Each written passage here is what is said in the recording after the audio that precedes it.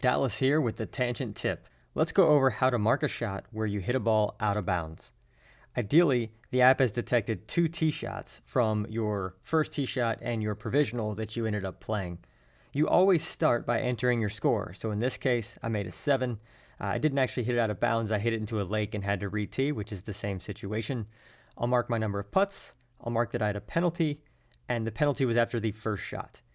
If the app gets it right and has the two tee shots, it'll take care of everything for you. You've got tee shot, penalty, tee shot, and then the rest of the hole. You might want to move the penalty location by long pressing and dragging, just to show that in this case, that ball either went OB into houses or I topped it into the lake and had to re-tee.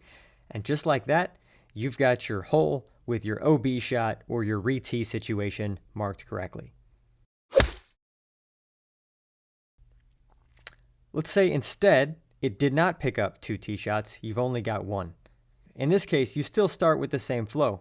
You enter your score, again, it's a 7 with a 2-putt with one penalty. The penalty was after the first shot. But you'll notice that it didn't make me re-tee because it didn't find two tee shots. So the penalty is still after the first shot, but I'm missing the re-tee. If you look at the shot list, you'll see that there's an extra chip up there because the app adds a placeholder when it doesn't know what to do after your very last shot. So we'll just zoom into the green quickly and grab that placeholder shot and just drag it someplace that we can see it. You can tap on the yardages in the top left to zoom into the green or to zoom out of the green very quickly. I like to use that shortcut. And I'll just grab that extra placeholder shot and drag it to the tee. Now we have all the shots, but they're in the wrong order. That second tee shot is my 5th shot, when really it was my 3rd. So I can add a club to that shot if I wanted to say that it was a driver, and then I just grab the 3 bars on the right and drag it from the 5th position to the 3rd position. Now I have all the shots, and they're in the right order. The last thing you may want to do is move the penalty to where it went out of bounds or when it went into a hazard that caused you to re-tee.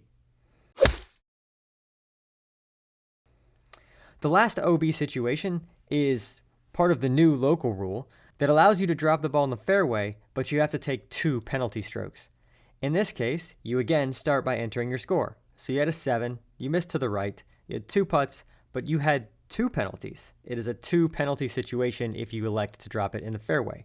We'll put the first penalty after shot 1, and the second penalty is after that first penalty because you're taking 2 penalties on the first shot.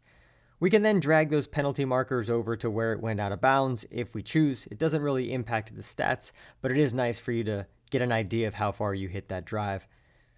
And so now we have a drive, 2 penalties, and the drop in the fairway for that out of bounds situation.